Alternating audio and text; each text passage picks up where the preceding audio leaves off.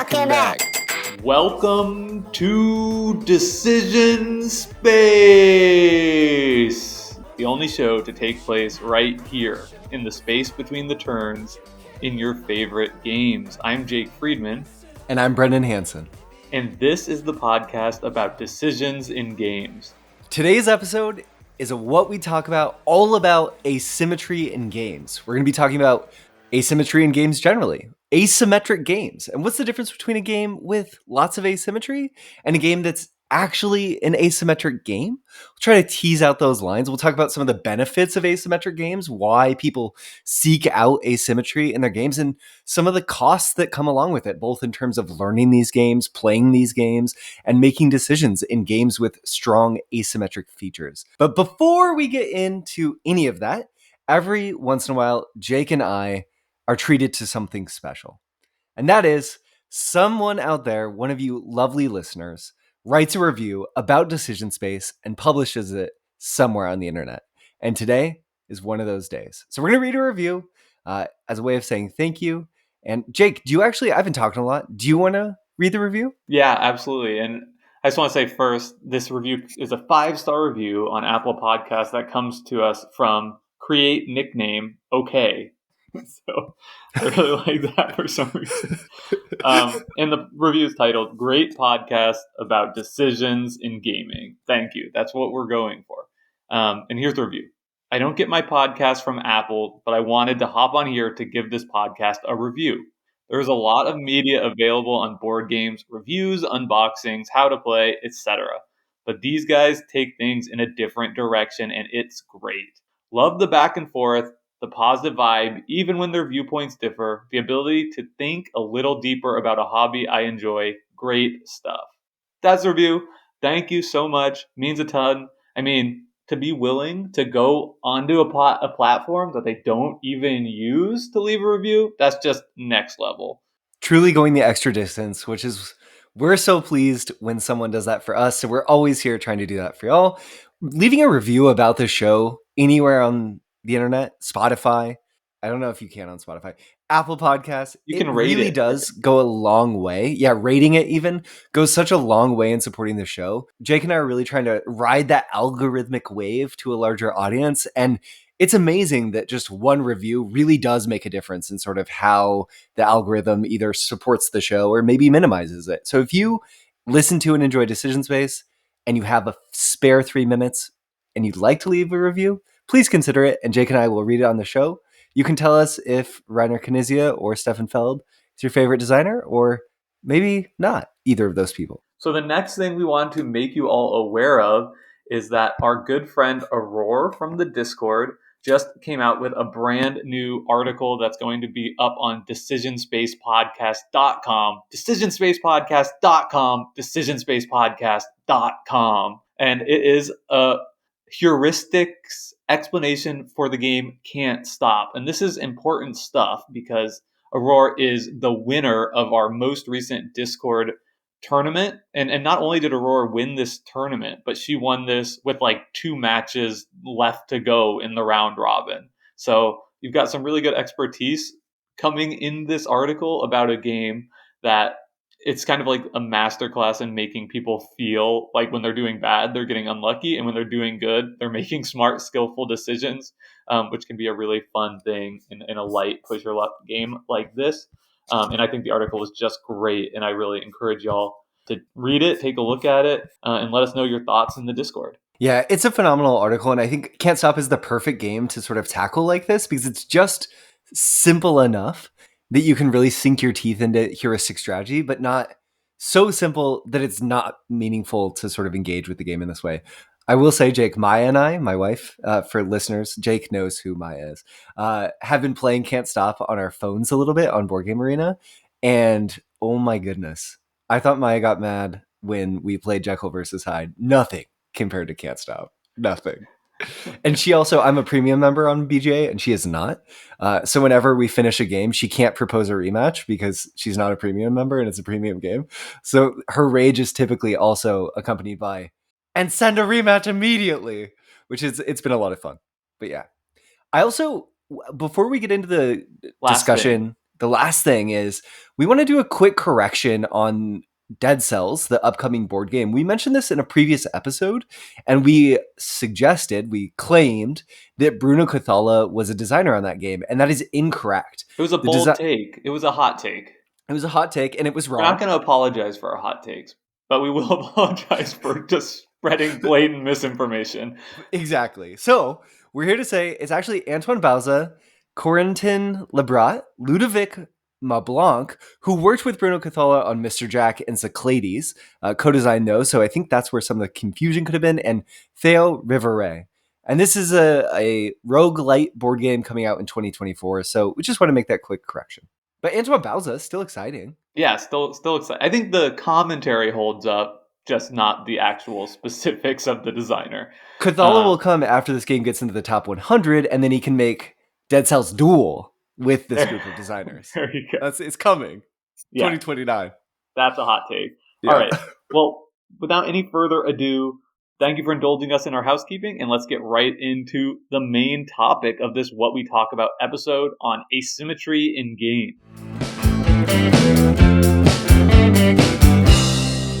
Asymmetry in games is a really interesting topic for a What We Talk About episode, because in some ways, Jake, this is a very expansive area to explore. I think when people say asymmetry in games, I want to be really upfront about what we mean. Definitions, always important in What We Talk About episodes. These asymmetrical elements in games, right, are just instances within a game where things are not exactly the same for all players at the table. It takes lots of different shapes. This could be unique player powers. It could be you have different objectives at the table. It could be that you're playing with totally different pieces, or that you can do different things with the pieces available.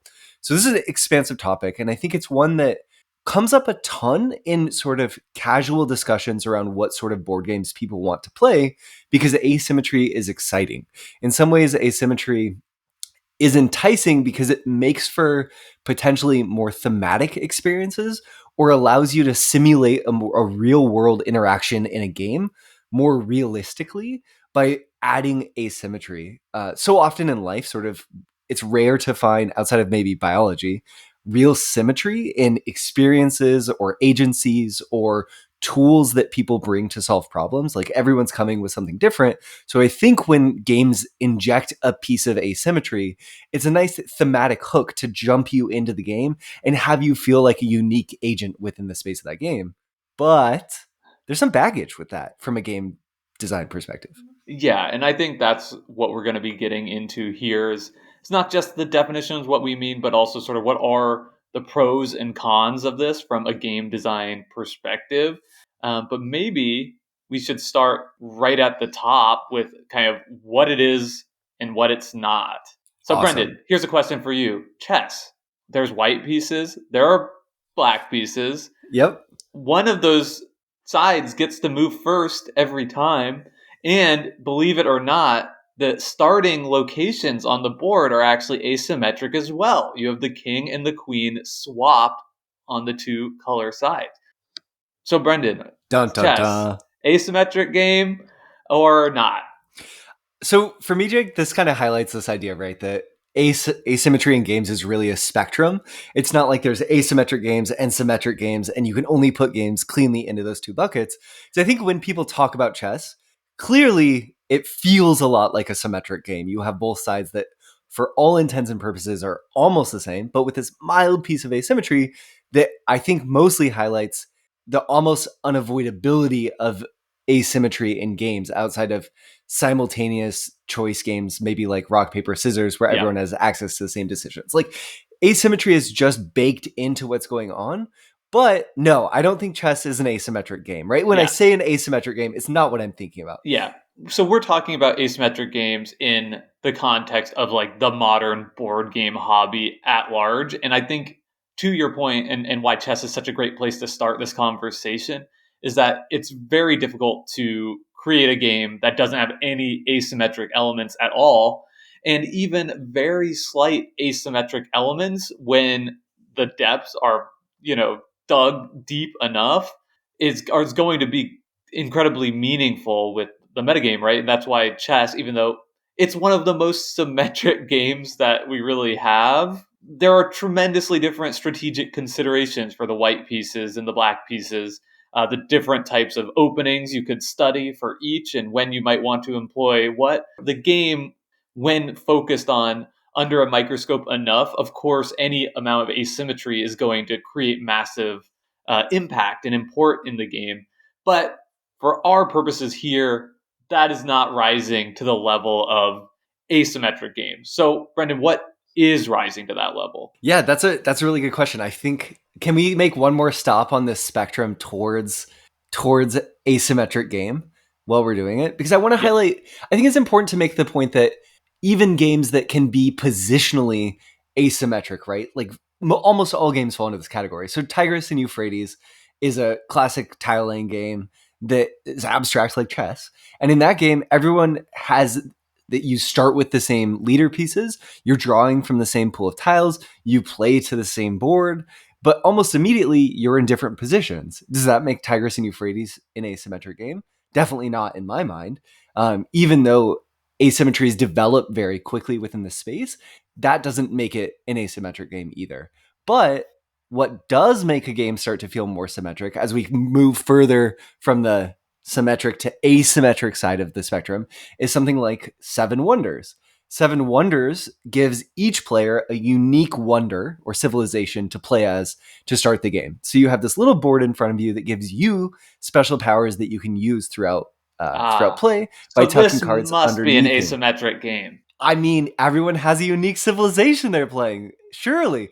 But no, I don't think so. I think still even Seven Wonders is a symmetric game with these like light variable player powers that kind of change your opening position within the game.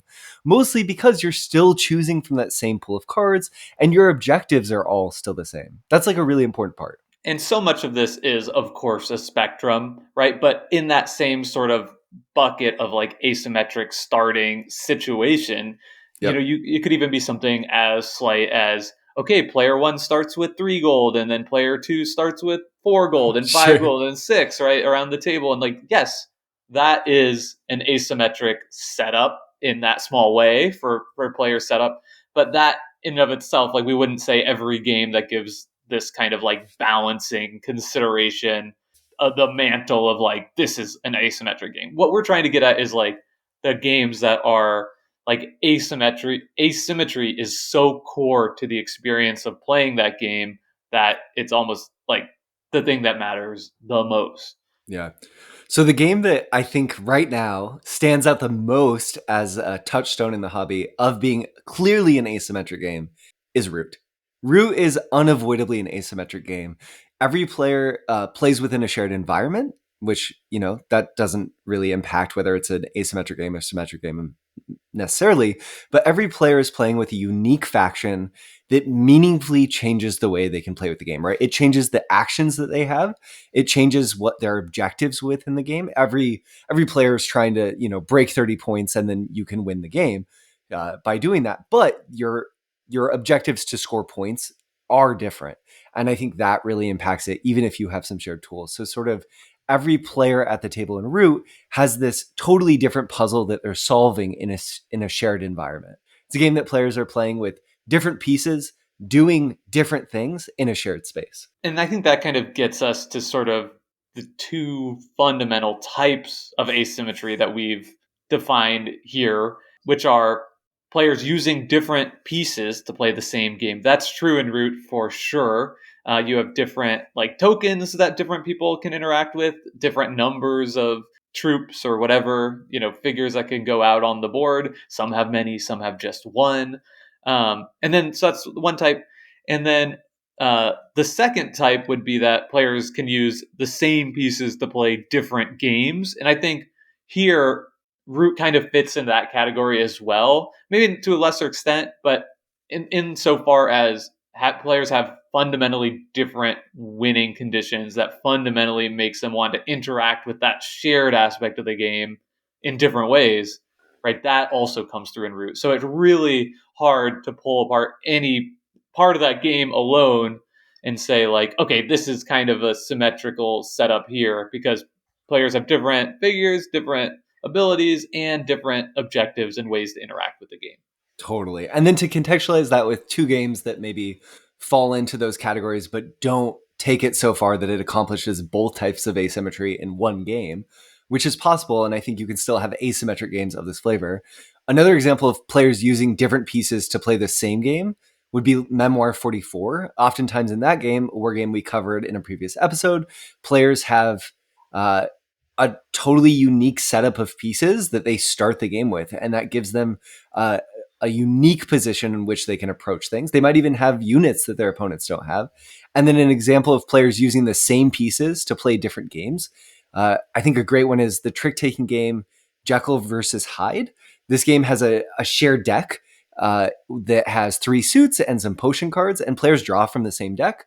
But the Jekyll player wants to have as equally won tricks as possible in the game, right? So their goal is to have 5 tricks won by themselves and 5 tricks won by the Hyde player.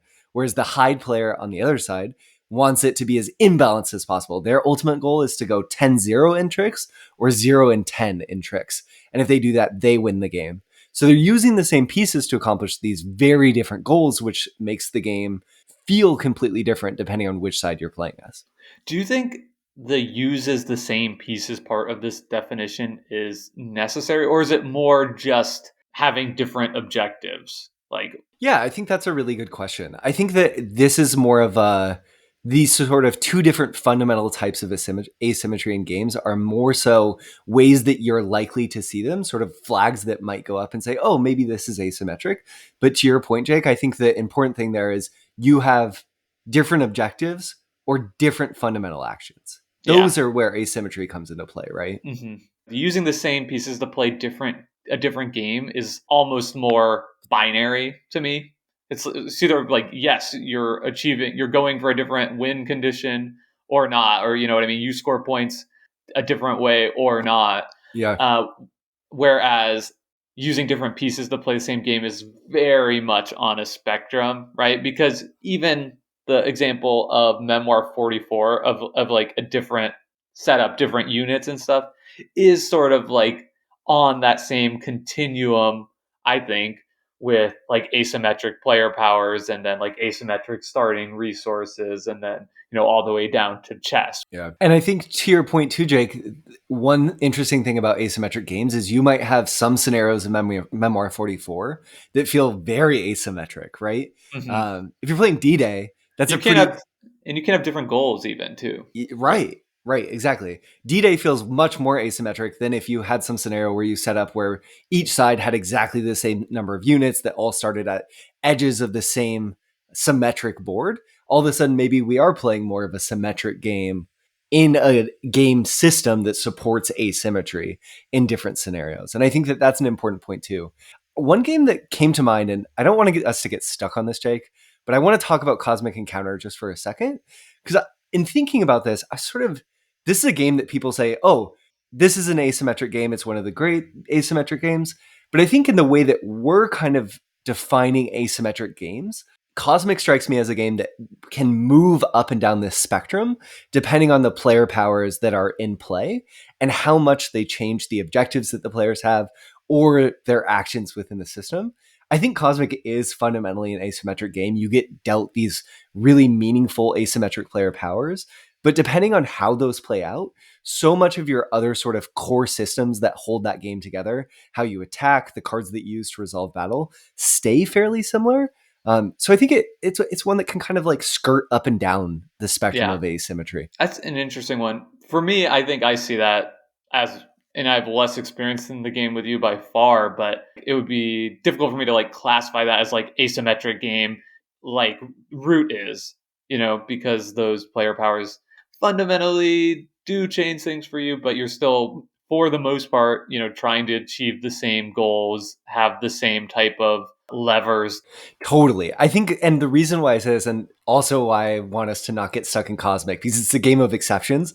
And there's, 100 plus, I think even more than that, alien powers that you could be dealt at the start of the game. So I'm sure we could talk ourselves into a setup where it felt very asymmetric. But there are things like TikTok, which is this alien power, where essentially you're just trying to make the game last as long as possible, and your win condition is making the game last, not necessarily doing something else. Man, So that's why when that sounds awful.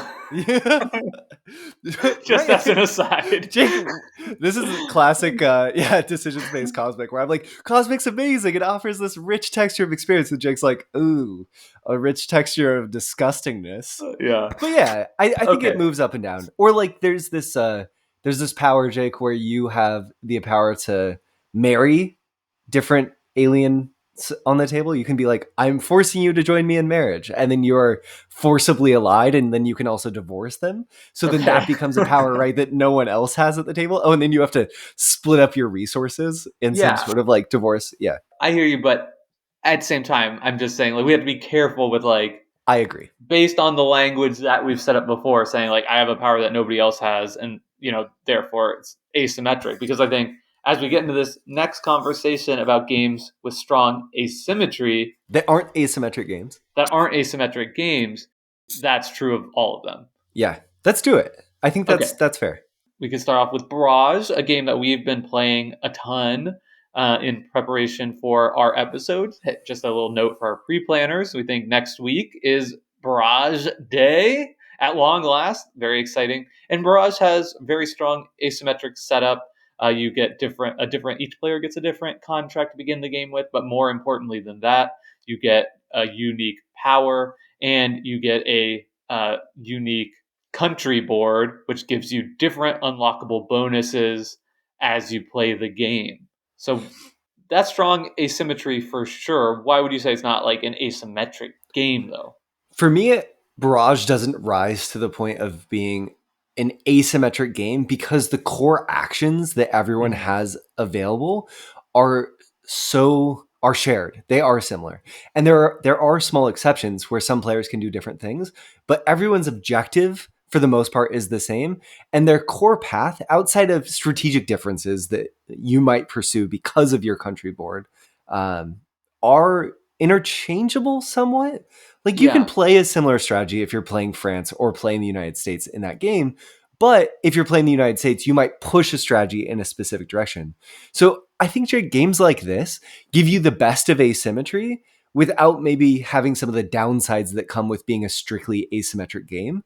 So in some ways, Barrage is sort of a case study in why, people are drawn to asymmetry. And to me, it's why asymmetric player powers have become so popular, because they're sort of this like ultimate compromise between adding asymmetry without, pulling people's ability to understand the shared infrastructure and actions available on the table. You can speak each other's language when it's strong asymmetry through player powers like this. Also, important note, you don't even unlock your country's player power until you make some like huge investments into your infrastructure. So it's sort of the asymmetry in Barrage kind of comes at different points, which is interesting. It comes later.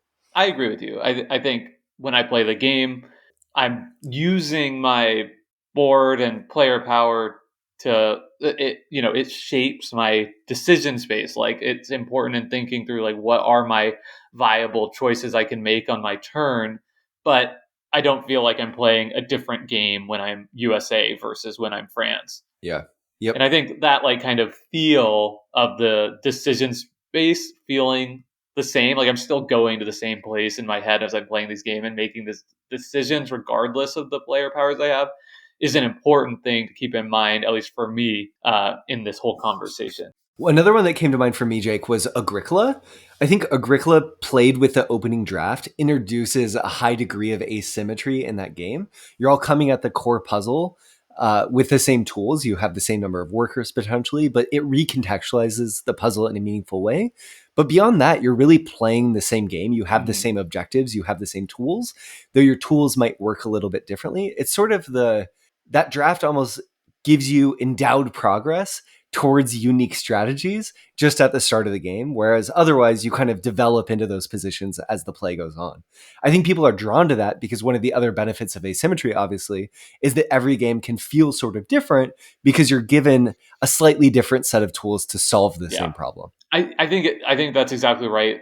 To me, I feel like Agricola would even be below Barrage in the spectrum of asymmetry, but like that asymmetric element is very important to the game, and it's something that keeps it from becoming rote. I think Yes. that Agricola is definitely a game that without that could be one that is, I don't want to say like solvable, but that you would see like, stock openings pretty quickly with a few repeated plays, Yeah. save for those drafted cards.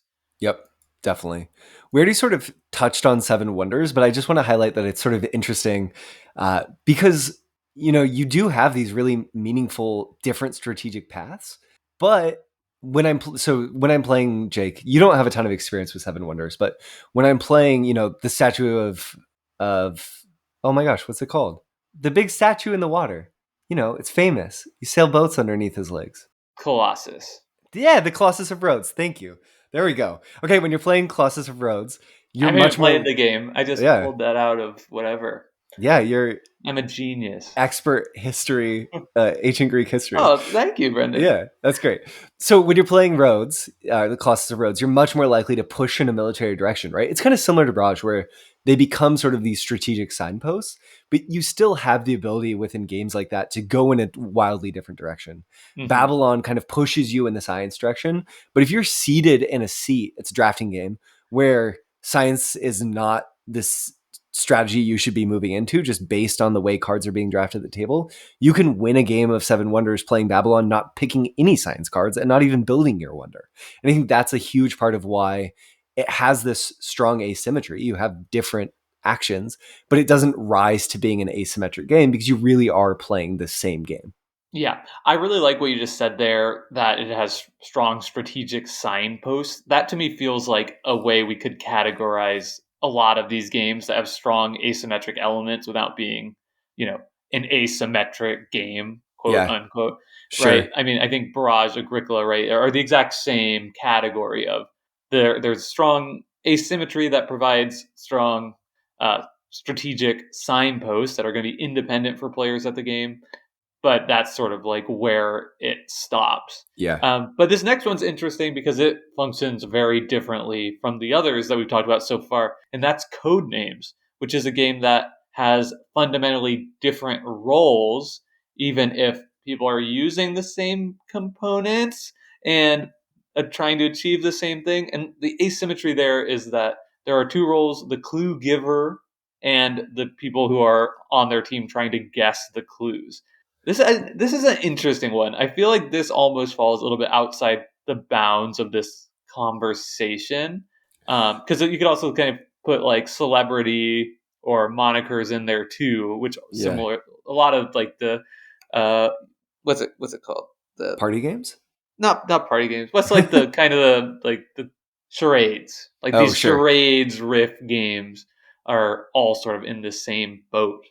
I think that I wanted to highlight it because ultimately Codenames is a symmetric game, right? It's a team game. So even though you have these different roles, the teams are pitted against each other in a symmetric game.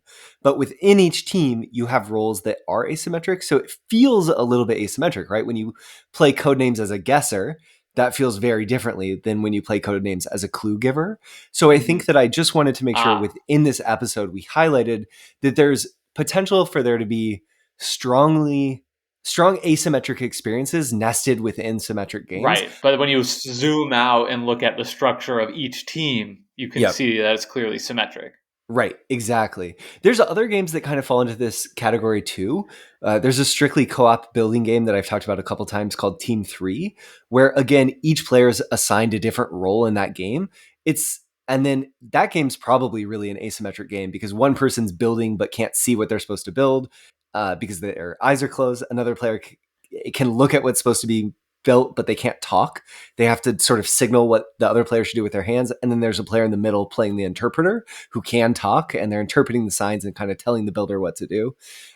So I think these unique roles are a great example of like another way that asymmetry just gets introduced. Like you literally do different things in the game. Okay. Kind of in this vein, and we don't have this listed in the notes, but you've got me thinking now. Where would you put something like the Resistance, where you have different teams that are sort of playing within the exact same framework, especially if you're talking about just like base resistance. Yeah. Yet their goals are kind of equal but opposite. Yeah, that's a tough one, right? Because in some ways, I almost think Resistance, if you look at it from the perspective of mechanically, it feels very symmetrical, right? You have the same tools that you're using, you go on the same missions, and one side's trying to win, one side's trying to lose the missions. But I think when you are playing the game, it feels pretty asymmetric.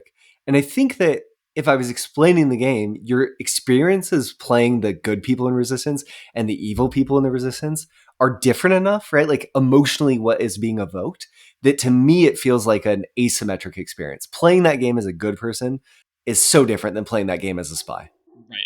Yeah. So I think I just kick that into the asymmetric category for similar reasons to Jekyll and Hyde, where you technically do have different objectives, even if they look so similar. I agree. I think that when you're playing the Resistance, the good team is fundamentally playing a deduction game, where the bad team is fundamentally playing a game of manipulation and deceit and Yeah. intrigue. And it feels totally different when you're playing that.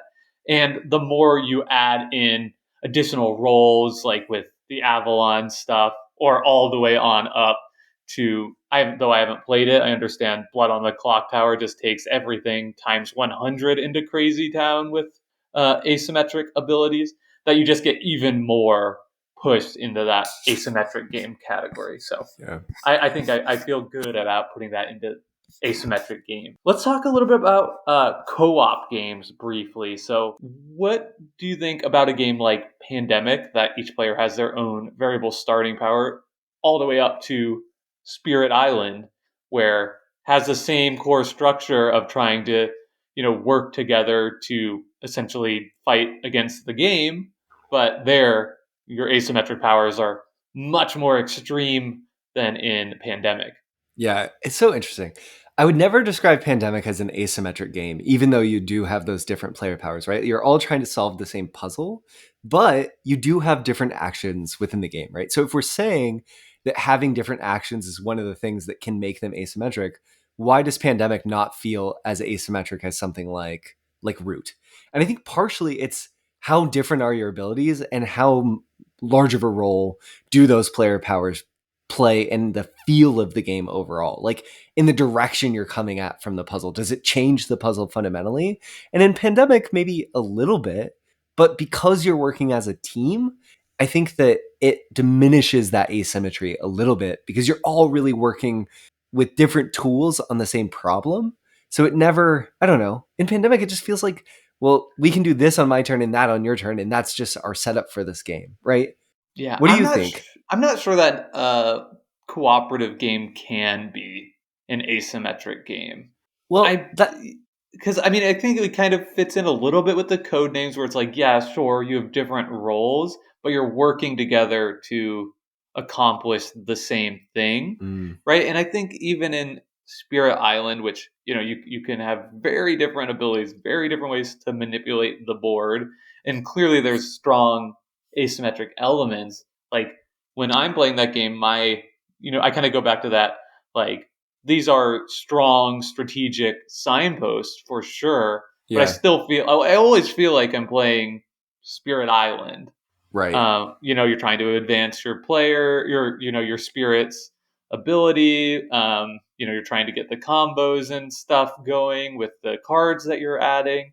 And I've only played the base Spirit Island spirits, so perhaps things get even more crazy that would make me feel differently in some of the expansion content there. But I do think, like, to me, I think there's something core to the cooperative gameplay experience, where you're sort of like collaborating together as one, which makes it Yeah. feel more symmetric than maybe it otherwise would. Yeah, that's really interesting. I guess I have two thoughts. One, I think in open information cooperative games, that's definitely more so the case. Whereas sort of closed information or restricted communication cooperative games, I could see it pushing them in the other direction. Team 3 being another example of that. You're all working towards a binary. We succeeded in the goal that we had of building the shape, or we failed, but it still feels asymmetric because you all are assigned these starkly different roles, and you can't kind of have opinions on other people's positions because you just don't have the same information they do. In the same way, in the Resistance, you come at it with different sets of information. I haven't played Team 3, Sure. but I wonder if there's like some element of asymmetric games about like competing objectives against players. Like definitely, a solo game, you have a very different ability to play than the game itself. Sure. But because the game is not a human player, it just doesn't feel the same way to me. Yeah. I don't know. I just think like in Root, so much of a big part of it is like the fact that other players are the ones doing these different actions and pushing towards different win conditions and objectives, not like the game. Like a one versus many game is inherently asymmetric. Yep. And maybe we would say that's like an asymmetric game, but at the same time, it feels a bit different because it kind of gets back to like that sort of like 2-team element. Interesting. I think when we get into some of the examples later of purely asymmetric games, we do see some of that one verse mini come up. Like Fury of Dracula, I think is an asymmetric game, right? One player's playing Dracula, they're running away. The other players are playing vampire hunters. Their game is to catch Dracula. But if like there was like an AI, right, or something, like if Dracula couldn't be the player, then it's a symmetric game. And it's a symmetric game. That's what I mean. Like I feel like it has to be a player on the other side almost to facilitate to make it asymmetric. feel. Yeah, I think so. I think there's something important about that. I do want to. Can I return to Spirit Island just for a moment? So I think that's another game that can move up and down the spectrum somewhat, depending on the spirits that are in play, right? Like what your unique alien powers are. So if you're playing the spirit that I just called the spirits in Spirit Island unique alien powers, that's funny. They're definitely not unique alien powers. They are spirit powers. But if you are the tidal wave one where you can only affect around the oceans or within a few spaces inland, that's a really different feeling experience than when you're playing Thunder Speaker and you can just zap invaders off the map. So I think for me, that game gets closer, depending on the spirits that are in play, to being an asymmetric game. And I think someone drawn to asymmetry might be drawn to that game, but it's not, I guess I wouldn't think of it as a strictly asymmetric game in the way I would something like Fury of Dracula or something. Or Root, yeah. Okay, here's a question for you, Brendan. What about sports? Okay, so how about the game of basketball, which is symmetric? It's fundamentally symmetric. You have 5 players. You're trying to accomplish the same thing, but all players have like individual skill sets and attributes, right? Oh my gosh. Like, so you've got like a 7-footer on one team that's going to be standing down low near the basket. That's going to fundamentally impact your ability to play the game on either side. On one side, the strategy is going to be to like feed that guy down low because the other team can't contest it, or the other team is maybe going to try and spread the ball out around the floor and shoot threes so they get, don't have to have this 7-footer contesting all their layups, and also maybe that will create further rebounds so that this 7-footer has a hard time just eating everything up inside. I'm not here for this. I think most sports are totally symmetric games played by human beings who are different people. It does get into some of the team game stuff, right? Like Codenames, where you do have some asymmetry. And if you're playing the point guard, that's a different type of experience than if you're playing post or playing center, right? But so your own personal experience. But overall, I think sports are almost always symmetric games, except for things like... So you're saying like having a 7-foot tall person on your team is more like a strong strategic signpost. Yeah, definitely. Exactly. 100%. Okay. But I was trying to think of examples in sports of asymmetric games. And I think that one thing that does come to mind, Jake, is if we were just going to play like a backyard game of soccer, but we weren't really playing soccer, what we were going to do is play a shootout where you're the goalie and I'm the kicker. That's an asymmetric game, but that's not really a sport, right? Like we don't go fill stadiums to watch shootouts, though I'm kind of here for that. Yeah, I think like individual sports are really interesting examples. So disc golf is a game I'm really a big fan of. Right, that's the game where you use frisbee discs to try and throw them into a basket and play fundamentally a game of golf, just with different equipment. And that's an interesting one because people have different equipment. Right, like you carry a bag full of discs that includes like driver, mid range, and putters, and you want to think strategically about like what the course has in store for you before you show up, and you kind of like, but you can get in awkward situations where you're like, oh man, I took my really understable mid-range disc out of my bag that would be perfect for this shot, and I don't have it, whereas somebody else you were playing with, they might have a disc better suited for it. And also people have such different proficiencies for throwing different type of discs. Like some people are really good putter throwers, some people are really good driver throwers. Like we play a lot with my friend Paul Solomon, who's like a very much a forehand dominant player. So he just sees the holes very differently than I do. A lot of times we'll walk into the same hole and I'll be like, obvious backhand hyzer, and he's like, no, I see that more as like a flip up forehand turnover shot. That's really interesting. I think that because the course is the exact same for everyone, for Mm-hmm. me, disc golf is a symmetric game played in the real world where there are asymmetries, right? Like you can't be given Okay. a duplication of everyone's disc and the same shoes and the same body, but I think it's still a symmetric game. I think it's a good point though, but a little bit when you were talking, it sounded to me like, instead of Jake, you're sort of saying Paul's really good at these forehand shots, right? Mm-hmm. And maybe you find yourself in a certain position. I feel like that could be not that dissimilar to I was in the late game of Tigris and Euphrates, and I found myself with 2 monuments and 1 catastrophe tile, and I'm pretty good at using catastrophe tiles. So it feels more positionally different to me Uh-huh. than literally different. But Yeah. then you brought up this thing about Paul being really good at forehands, and I think that that's just an aspect of sports where we all have different skills, or even an aspect of So games, you're right? gonna play the game differently because you like maybe you have a great 3-point shot and I know I can't shoot, so I'm just looking to pass and distribute. Where you're like looking to get open all game, and we're Exactly. Or to yeah. bring us to chess, maybe I practice a specific opening a bunch, and you, in playing black, have a specific counter opening that you always use. Different players might approach that differently, but that's just who we are in terms of how we like to play the game, not necessarily baked in You asymmetry that was know, forced upon us.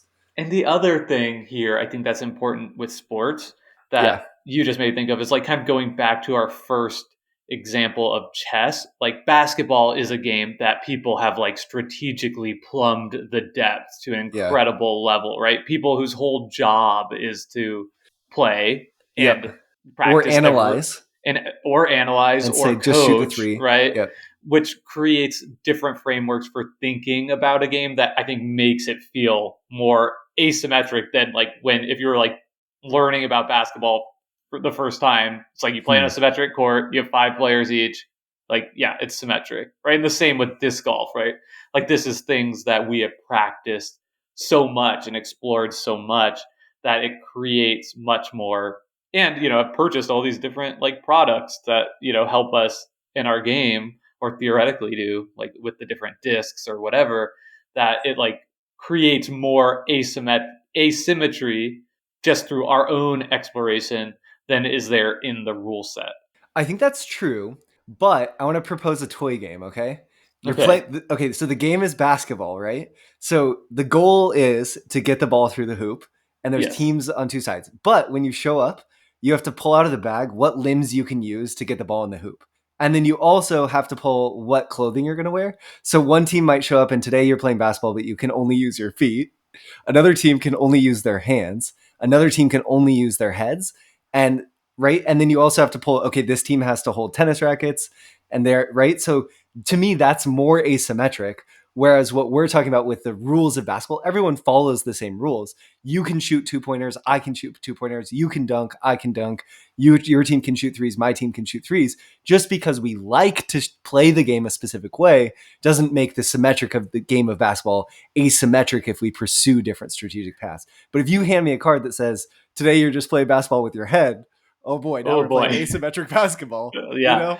And also great point about how both of us can dunk. Let's just Right. leave that Yeah. conversation there.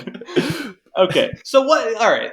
that was fun. Let's talk now about like, okay, then if basketball is not asymmetric, what is? Okay, so these are some examples of actually games that we think do in fact rise the level of asymmetric.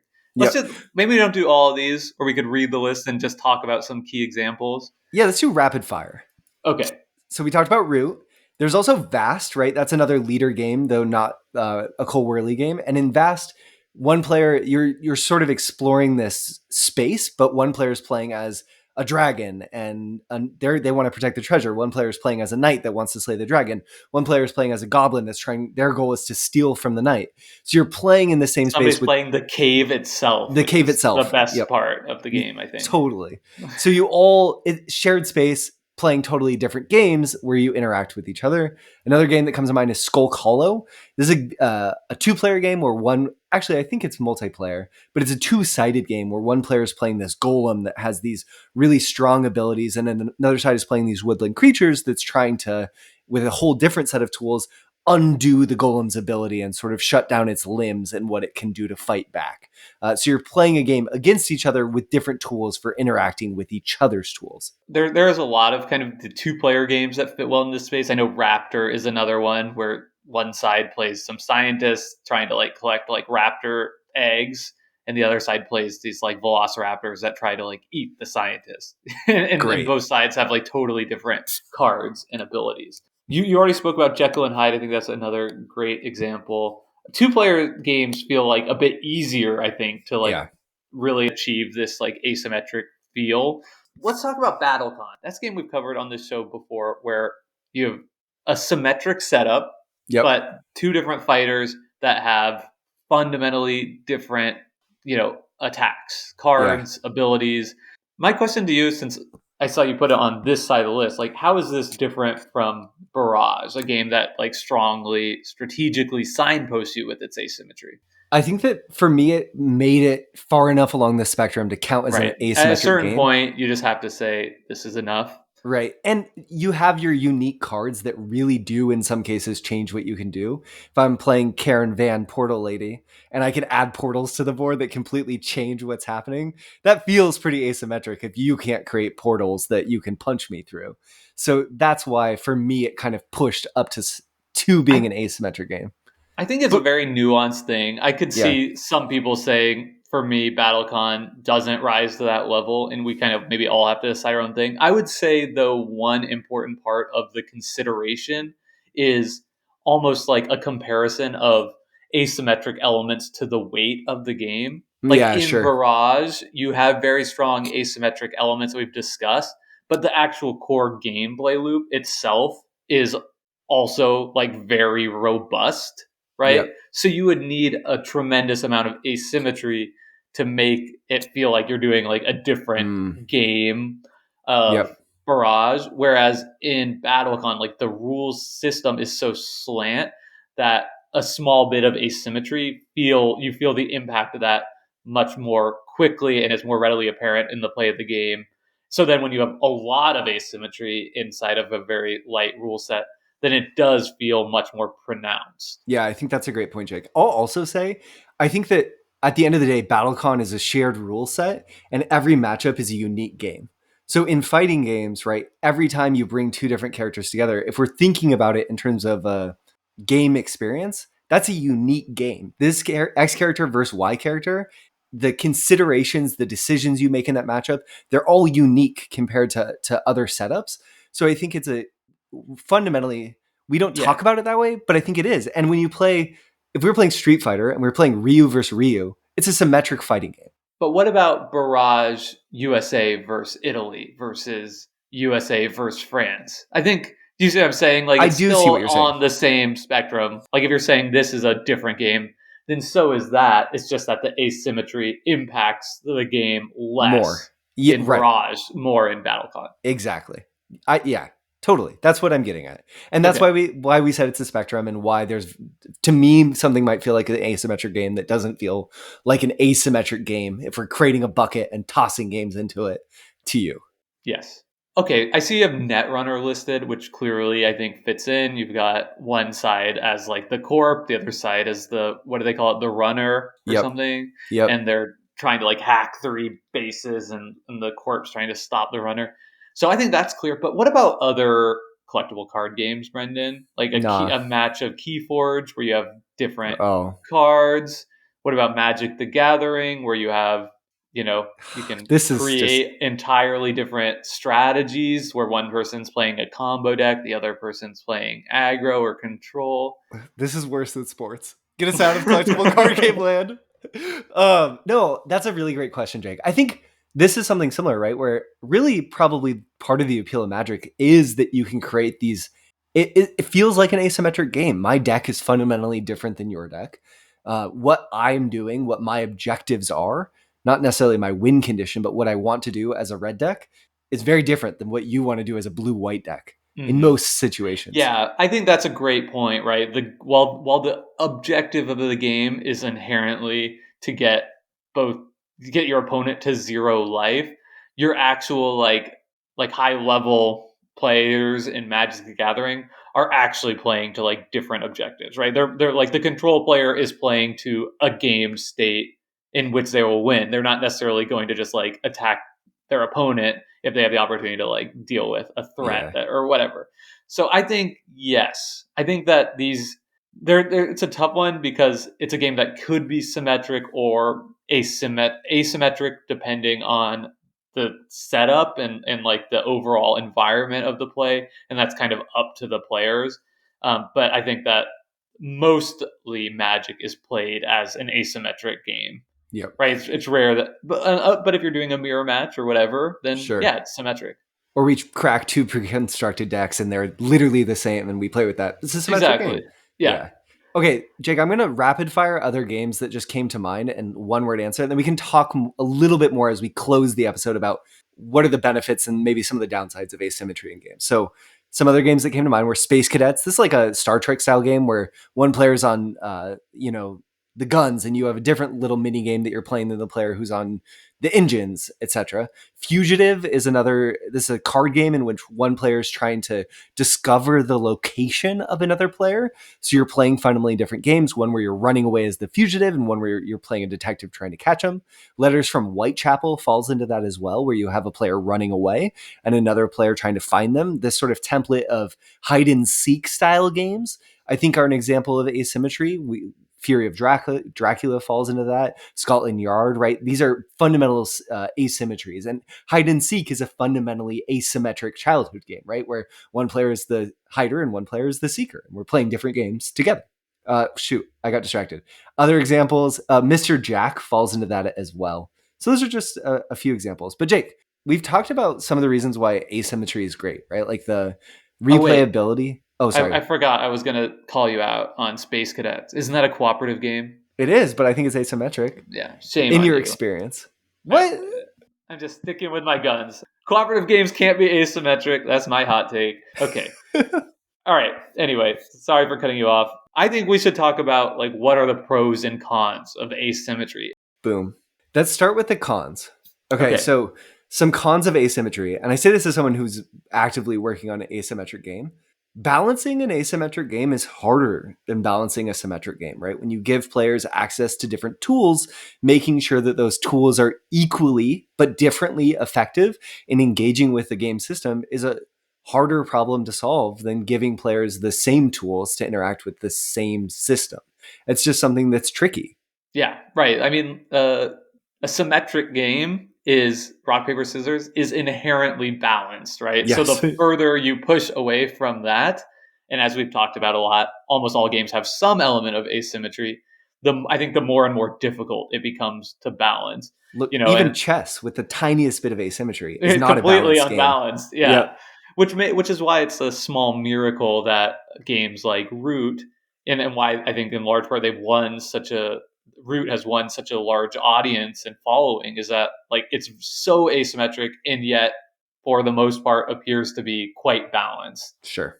I think, the community has found setups are like, don't play this because X, Y, and Z, which sort of is par for the course. But for the most part, it seems to have pulled off a trick that's nearly impossible to do. In general, I think asymmetric games are likely to have more balance issues the more asymmetric they become.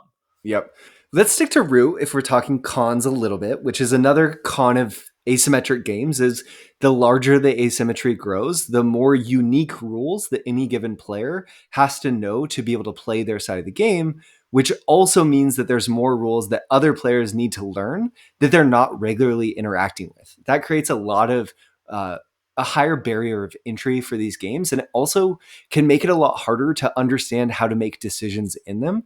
I know, Jake, you and I have recently played a little bit of Root. And one thing that can be really frustrating about Root is I know my faction the best, what my faction can do, because I spent the most time studying my faction. I have, in an ideal world, I've spent an equal amount of time learning all the factions at the table, and I remember that perfectly. That's really hard in a game as big as Root, where there's lots of little exceptions and quirks.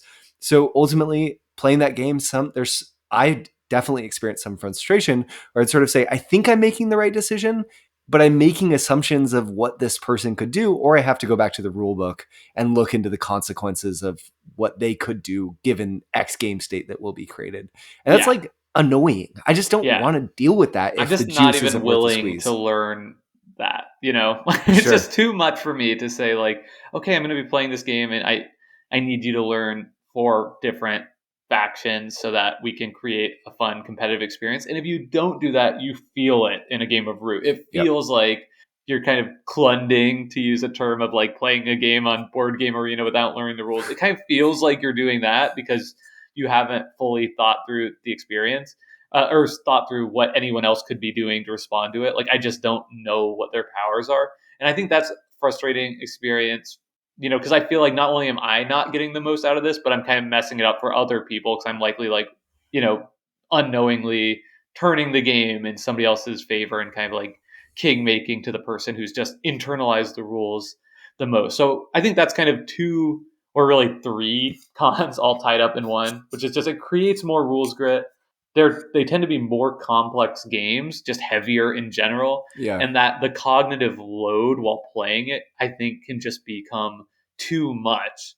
And I think that's almost where the fully asymmetric games have much more of this than like the games with strong elements of asymmetry, right? You can go into a game of Barrage, learn your own abilities, focus on them, and do just fine without it doesn't really matter that much. Not only is there way less to learn in differences from other people's ability, but it doesn't matter nearly as much like what they can and can't do with their player board and powers. And it's also easier to just spot check, oh, they have this one little thing that's different that gives them an asymmetric ability, not I'm learning all of the things that they can do, which are just using different pieces. Even a game like Twilight Imperium, right? You can kind of like go into the game knowing what you can do and have a good time playing it. Like I've only played the game once, and I knew what my abilities were ahead of time, what my faction was. I learned it, went into the game, and it felt fine to me that like I didn't fully internalize every other of like the 8 factions. That might just be sort of a hallmark or something you can do as like a little mental test for whether this is a game with strong asymmetry or an asymmetric game, which is like, how much do you feel like I need to know what all my opponents are able to do on their turn? Sure. I think also this highlights the potential fragility of asymmetric games. And I say fragility from the point of how easy is it to make decisions in the game where you can to make big blunders. And I think that asymmetric games tend to create environments where blunders are more likely because you're making a decision without the full information around the consequences because of your inability to internalize the rules.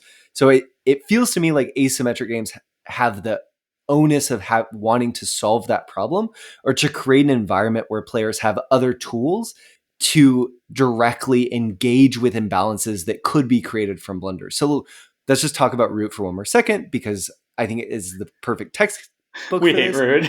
Well, Root is this like Root has imbalances, right? Like it's a game built around imbalance where the cats start the game with this really strong position, and that's presented not as a fault of the game, but a problem for the players to communally solve in this ecosystem that's emerged from the game. It kind of feels like everyone has to know that you have to do X to stop the cats from winning, and you have to do Y to stop the vagabond from running away from the game. And if people aren't doing that, then it kind of messes up. And it makes the game and the appeal of the game somewhat the social interaction of reading the table together and having this negotiation type experience of sort of saying positionally, look, like this player, Dan over here, is winning. We have to stop him. So it brings that to the forefront. And I think that can happen in asymmetric games a little bit more easily than in totally symmetric games. And that potentially compounds this sort of cognitive load problem where Right. it creates a power imbalance of the person who's like played the most and internalized the most. And they're telling you, you need to stop this person. And you're kind of like, well, they've played the game a lot, so they're probably right. But also maybe they're just trying to help themselves. And pull that's one not over on me. And that doesn't feel like a fun position to be in. Yeah, I think that's definitely, it depends on the player for sure, and the dynamics and the Can't believe you're trashing Root like this. Jake, oh my gosh. Well-loved game, Brendan. Just hitting me with an asymmetric slander. I think it depends on what you're coming to the game experience for, right? And like as players, we tend to not maybe seek those out in heavier games. Yeah, I think that for me, I'm more root open than you are. I'm more unroot. You're more unrooted than I am. But I think that I want the right play group, and I want to go into it thinking this is going to be a social experience, and I'm exploring social interaction in the way that when I play the Resistance, I'm playing a social game. And for me, there's a little bit of mismatch in the number of rules that I have to learn to play Root. This is our Root mini review. Jake and I didn't know we were doing it, but we're doing it. Yeah. Don't expect a deep dive. Now let's talk about the pros. Wait. I want to say one more thing that I think this fits in here. It's neither a pro or con. But I think for many people, I think it's more often expressed as a con. And that is that asymmetric games, I feel, lead to increased importance of metagaming. And that's kind of what you're talking about there, right? Where you sort of have to like work as a table to make sure that one person's like asymmetric advantage is checked, right? So there's that kind of metagaming, like over the table, above the table type play. But also there's the metagaming of like Terra Mystica is a great example of like you have these strong asymmetric faction powers and people sort of know which are the best, so that now at like higher levels of the game, people who are really into Terra Mystica will do like a draft. Like, okay, if you want to play this faction that's really strong, that's fine, but like it costs like this many victory points for you to take them over something else. And sort of, just like in general, like same with the BattleCon is a great example, right? Where it's like it makes players want to like know, like, is this like a S tier character or is it me, right? Is it just that I'm playing a character that's not as good as some of the others, or am I not playing the game right? And I think that is something that can be super duper fun to dive into and go really deep in. And I have a lot of experience doing that. Like, in Keyforge, right? We basically had a whole podcast about like the meta game of Keyforge and thinking through the strategic implications of different things and what decks are winning. And that's all like great as a hobby in and of itself. But I think that is just something that is like part and parcel of strong asymmetric games, especially if you go deep in them. I want to summarize everything you just said too, Jake, as sort of saying asymmetric games create inherent imbalances the games have to solve in some way for them to feel fair. Most people who play games want to feel that their experience was close to fair, if not fair. So Root solves the problem by saying, okay, we'll solve the imbalances with politics. Cosmic Encounter does the same thing. Competitive Terra Mystica players say, okay, we'll solve the imbalance by adding an auction at the start. Keyforge in some setups also added this like chain bidding system, right? So because of the potential imbalances that unavoidably are created, we've talked about chess. Black plays at a disadvantage. It's built into the structure of tournaments that black plays at a disadvantage. So it just creates this onus on the designer or the community and how they design a fair experience around playing games in general. It's just like a problem. So I feel like that like blows us out even further. And it can also be fun to like pick and like people who get into the competitive scene in some of these games, right? There's a lot of fun to like explore and like find advantages there. Yeah. Like, oh, the community thinks this, but what I've realized is this, and that can be like an incredibly rewarding form of competitive play. I feel like a huge part of that too, Jake, is that we're shifting to the pros now because of the one thing about asymmetric games is just that there's so many combinations of how these games can be played, right? Like the combinatorics of even a few powers in Barrage, officers and countries, even though it's not a fully asymmetric game, creates a ton of variability. And talking about and discussing that variability is really fun. It turns the game into sort of puzzles that you can discuss and massage through your shared experience that tend to foster interesting communities. So like Cosmic Encounters is another example where it's a game people love discussing certain player powers and environments that can be created. And that variability means that no one player in a big, heavier asymmetric game can experience the whole game. So part of the fun can be you're drawn to discuss that game with one another and get other people's perspective on their experience of this game that gives you varied experiences. Yeah, I think variability is probably the biggest pro in this game, is that like asymmetric games provides the opportunity to play a game that you like and have a completely different experience from game to game. And that's super important. But I think on the other side of the coin, ironically, they also provide for, I think, a greater joy in specializing than in other games. Like if I play Castles of Burgundy, my favorite game, I try to like force variability in. Like I don't try and just play the exact same strategy every time I play the game because I want to like explore and have fun.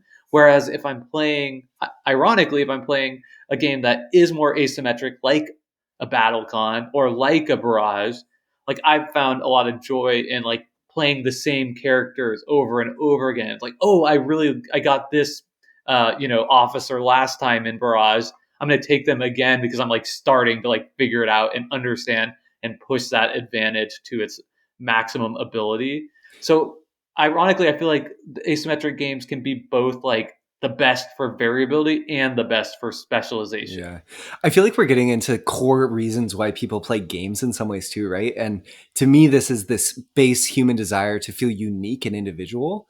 So part of the joy of asymmetric games is that we have this sort of like game endowed individual perspective that just feels good, right? Like it's nice to be at the table and say, oh, I'm the player who gets to do X this game and I'm unique in that way. And that just feels psychologically, it's pleasant. I like it. I like to experience the world that way. When you show up at a fighting game tournament, you're kind of like, people would know like, oh, like you're a Blastoise main, right? Or whatever. And make assumptions about you. Yeah. Or I'm like, I like to play Toon Link, which is kind of a more unique character in Smash. Like being a Toon Link main is kind of like, that's a cool little niche to fall into. And like BattleCon is a board game that makes me want to be like, this is my main. Like I'm a Calistar main or whatever, and I think that is something that's like really cool and rewarding part of variability. You can't really do that in Castles of Burgundy. You can't be like, I'm a mine main, always trying to get the mines first. Like, duh, everybody is. That's just what we do. Yeah, totally. And now I want the asymmetric shared Castles of Burgundy game where I'm playing the miner and you're playing the farmer. Right? The other thing I really quickly want. I'm a sheep guy. Exactly. Sheep main. That'd be my main. The other thing, Jake, is I feel like one thing about asymmetric games is that because they give us the ability to fundamentally experience the same game in different ways, that becomes, I'm bringing us more to the philosophical side of things, right? Like when you play the Resistance, we're getting towards the CT Win games agencies as art realm, where like we're having a shared experience, but our experience of that game is really different. And one of the draws of asymmetric games can be, coming at a similar experience from totally different perspectives feels different. And then we can talk about that and we can meet in the middle as humans after the game and talk about what did my inputs in this game make you feel and vice versa. And I think that you can swing that out to like the very psychological realm that I just took it, or even to a more literal side of, oh, you were able to do this and that impacted my strategy in this way. And I think that that's cool and interesting and just more true to life than a symmetric game where we're playing with the same objects. And also it just has baked in, I can play the Resistance as spies and have one experience and then play the same quote unquote game, from the other side and play a different game. And that's just fun. You get value. That's part of the appeal too. Yeah. It feels like the fact that asymmetric game provides such great variability and such great specialization opportunity just like means that they inherently, if they're good, right, that's like the most important factor. Like if you're having fun with them, that these can be the games that have some of like the most replayability, to use another just completely loaded term, ill-defined loaded board gaming term of any games that are out there. So yeah, I mean, I think that's sort of like why I'm always excited to like keep trying out games that have strong asymmetry and asymmetric games, is because I feel like the one is sort of like out there that I'm like, okay, this could just be the game that I could play forever. Like these are kind of like desert island games, maybe even more than something like a Castles of Burgundy, which just becomes after a while. Like for me, Castles of Burgundy is just comfort food. Like it's so comfortable. Like I have my heuristics like locked down at this point. I still enjoy going through the motions, making decisions every time is fun, but I feel like I've had kind of all the experiences and it's a good experience. So I'm happy always to go back, and I always love when I'm playing some board game arena games, when I click on notification, it's like Castles of Burgundy. Like, yes, like this is so great because it's just comfort food for me, in the same way that I feel like asymmetric games, like you can almost like never get there. There's just too much to where every time you're up in an asymmetric game or playing an asymmetric game, like it forces you to think through all the implications of everything. And I think that is a pro and a con, and it's kind of what makes these games special, and I think makes us keep wanting to play them, and designers keep wanting to add these elements into their game. Yeah, absolutely. And I think the more asymmetric games can solve the rules overhead problem and the problem of different players not knowing the rules of other players at the table, the easier it is for players to get in and get the best of what's available in an asymmetric game without having to hit your head against the wall of, I love to make an optimal decision, but I don't even know what Jake over here can do, Yeah. So yeah, this was a big topic. Jake and I are both a little winded. We covered a lot of things. One of our longer episodes in a while, but we hope you enjoyed it. And actually, we know you did, because the downloads on our What We Talk About episodes are amazing. And we get feedback all the time from people that y'all love these episodes. So if you have another What We Talk About episode idea that you'd like us to explore, please come into our Discord and let us know in the episode discussion channel, or shoot us an email at decisionspot@gmail.com. Or leave it in a review. Even that bumps you to the top of the pile. That's the S tier way to let us know. Yeah. What? Yeah. In terms of asymmetric approaches, you are OP if you do that. All right. Well, thank you all so much for listening, and we will see you again next week. Thank you as always to Hembry for our intro and outro song, Reach Out. Bye, y'all. Bye.